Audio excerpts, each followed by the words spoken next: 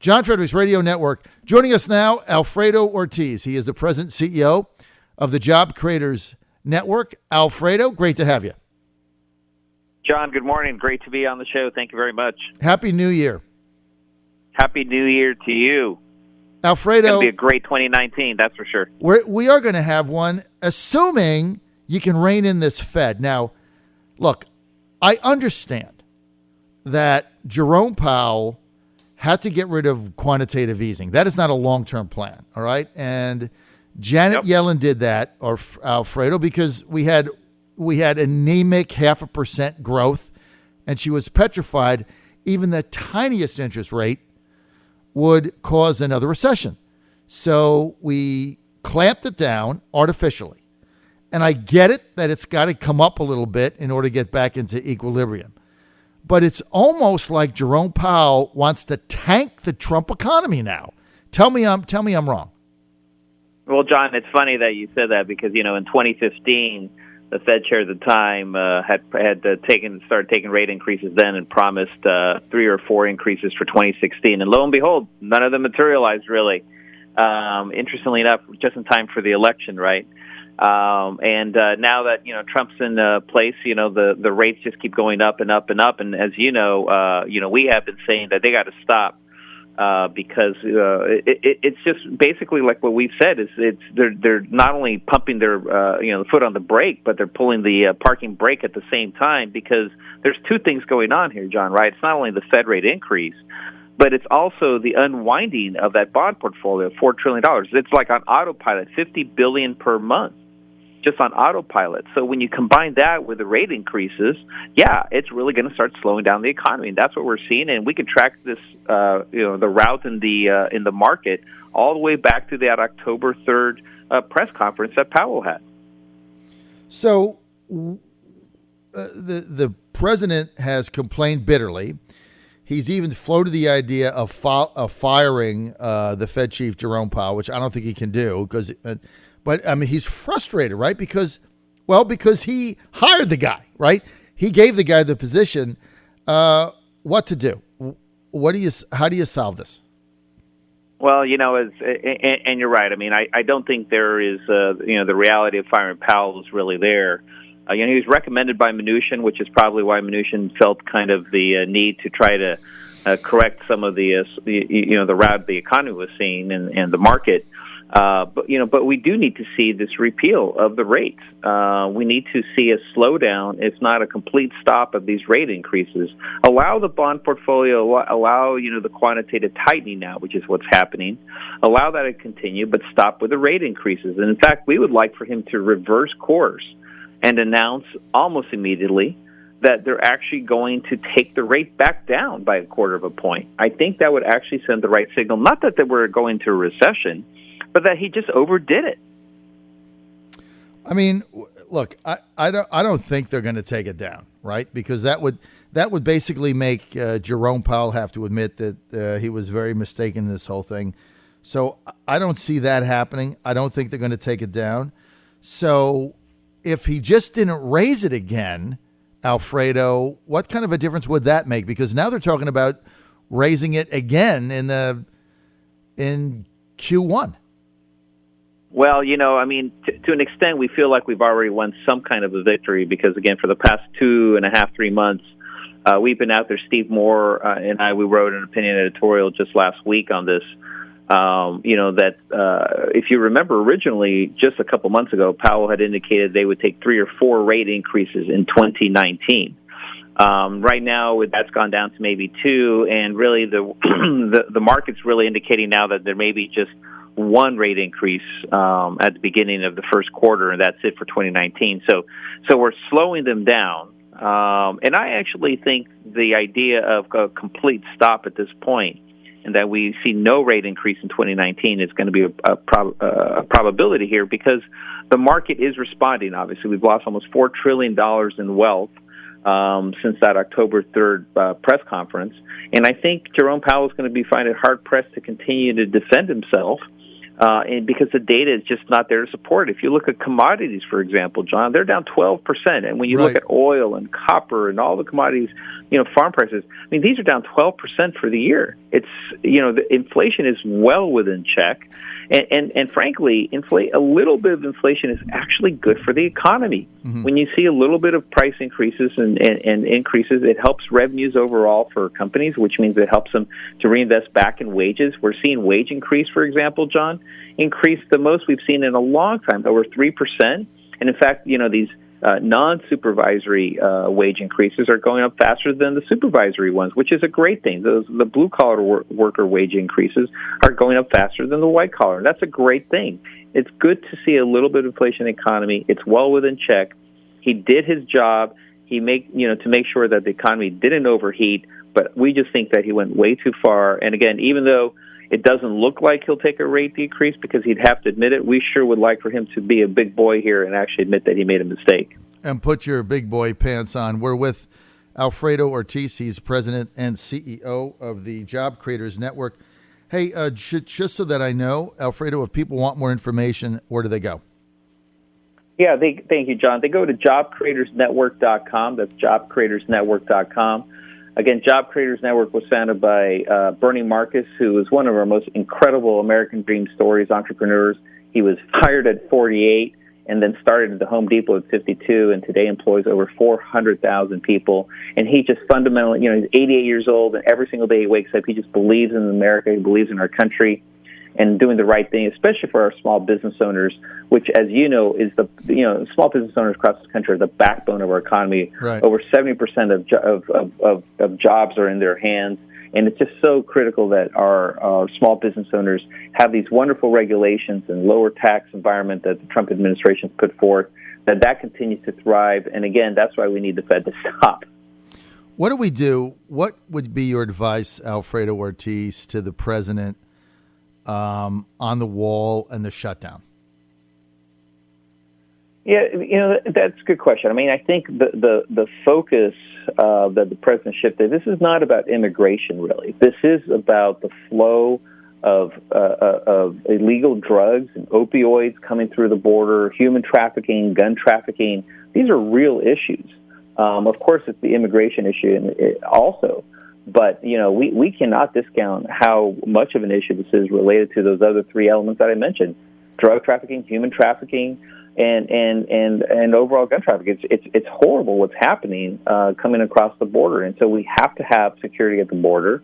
And I think, frankly, I know that Trump has come down from his $5 billion request. I think it's now down to $2.1 billion, if I recall correctly, John. Yes. They had offered 1.6. I mean, come on, we're $500 million difference. This could be resolved in a millisecond. When you have a $4 trillion federal budget, this could be done easily. This is obviously grandstanding that's happening from the Democrats. This can be resolved. We can move forward, give the funding that we need to do to make sure that we've got the proper border security down at the wall and get the shutdown over with. It's a joke when you look at we have a $4 trillion budget. Even if you take the $5 billion the president is asking for a border wall funding, it's 1/8 of 1% of the entire federal budget. Is so stupid, it's beyond the pale. But it's just what the Democrats do. Now, Alfredo Ortiz, President CEO of Job Creators Network. More information, go to jobcreatorsnetwork.com. Alfredo, I'm going to ask you this question, and I know you're going to give me an honest answer. And here it is. Do you think that Jerome Powell is raising interest rates because he truly believes this is the right thing to do for this economy, to get it up to not overheating or whatever he's trying to do? Or do you believe this is part of the deep state plan to tank the Trump economy and jeopardize his chances for re-election in 2020? Well, it's a great question. I mean, because the data, John, just did not, back him up. The data was not there.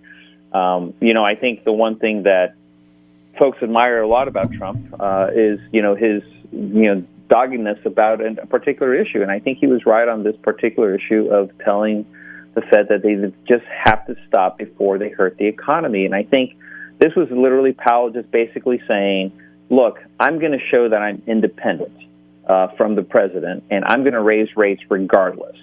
And I think by doing that, frankly, and, he claimed to be, I don't want to be political about this, I think he exactly became political by taking that rate increase.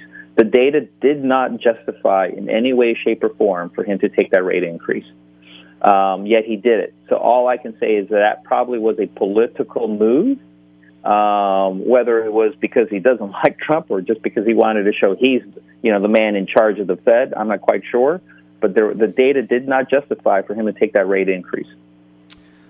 That's the question that many of us have. And it's one that you have to ask. And it's, what's amazing, Alfredo, that you and I are on the air on a nationally syndicated radio talk show host actually talking about and discussing the possibility of the chairman of the Federal Reserve tanking the economy to hurt average, everyday American people in order to get rid of this president and ensure he's not reelected. I mean, even the fact that we're having a legitimate conversation about that. I mean, isn't that bizarre? I mean, who would have ever thought you could even have this dialogue? But I don't know, And as John, it's disappointing, right? Because again, the Fed, we were hopeful that this new Fed chair was going to be doing the right thing and truly look at data. And he even said that that's what he was going to be doing, is data-driven. I just don't see it happening. I just don't see him looking at the data, and I just don't understand why. I mean, this is hurting average Americans day in and day out now in terms of higher car rates, right, for their car loans, mortgage rates, credit cards. This slows down the economy. Small business, right, when they take out those loans for their to fund their businesses, it's affecting the entire economy. And why? There is absolutely no reason that Powell should have taken that rate increase other than to show that he's in control of the Fed and not the president. And so by doing that, he wanted so badly not to show that he was political that he actually showed that he is very political. I think it's the exact opposite. And, you have to question this and question the motivation. And, you get back to Janet Yellen's reign. And I was a supporter of Yellen because I thought she did the right thing, Alfredo. There was no evidence that supported a rate increase when your economy is growing at 0.5%. None, right? So Yellen, right, I thought, did the right thing. But also she was criticized for keeping rates artificially low during the 2016 campaign, not to jeopardize the Obama Clinton coalition, whatever it was. Now we're getting the exact opposite. And, the thing is, Alfredo, so much goes on there in D.C., as you know, and there's so much nonsense that goes on that you're suspect of everything. I mean, for a simple thing like the president trying to pull out of a war we have no business being in, and the entire deep state going absolutely bananas over it, where now you've got, Alfredo, Democrats, progressives, who were opposed to even our involvement in Syria, now arguing we should stay in simply because Trump is trying to fulfill a campaign promise. Don't you find that odd? Oh, yeah. I find a lot of things in D.C. odd. I mean, how all of a sudden, the Democrats find religion in, debt and deficits, I think is pretty hysterical overall, too. It's just bizarre. John Fredericks Radio Network. Okay, so let's get to the Trump economy. Let's get to tax cuts. I've got just two more minutes. I've been saying for some time that you're not going to really feel the impact of the economic surge of the tax cuts until February, March, April, when people actually start seeing the money they're getting back. A lot of people are saying now that it just isn't going to materialize. What say you? Oh, John, you're absolutely right. I mean, we are going to make sure that people understand and realize the benefit of the tax cut. That was one of the reasons we actually last year, when Newt Gingrich and I were really fighting for it in 2017, we were really looking for this to be retroactive because we wanted people to see the benefits of it in 2018. The full benefits, really, because it wasn't retroactive, they're going to start seeing it in 2019. When they start filing their income tax returns and start seeing those refund checks coming back and start seeing the benefit of everything that was in place in the Tax Cut and Jobs Act, people are really going to start seeing that benefit, and small business owners as well, because you know what, John? A lot of them actually did hold back because there wasn't much clarity in the actual rulemaking part of that until the Treasury came back with some of those, and that was not till the fall of this year. And so I think small businesses are going to start really investing heavily in realizing the benefits of that starting in 2019. So actually, I think it's going to be that's why I'm saying it's going to be a great year. And I think the first quarter, we're going to start seeing these investments really starting to come up. And as you correctly pointed out, I think people overall are going to start seeing, the hardworking Americans are going to start seeing that benefit in terms of what they're seeing on those tax returns. Alfredo Ortiz, President, CEO of Job Creators Network. By the way, Job Creators Network, the number one organization in America that stood behind and advocated for the president's tax cut plan. They did a better job than anybody, and Thanks, John. You guys have turned this organization into just a national powerhouse, and I'm proud to be associated with it. JobCreatorsNetwork.com. More information. Alfredo Ortiz, President, CEO. Curtis Ellis coming up. Keep it right here.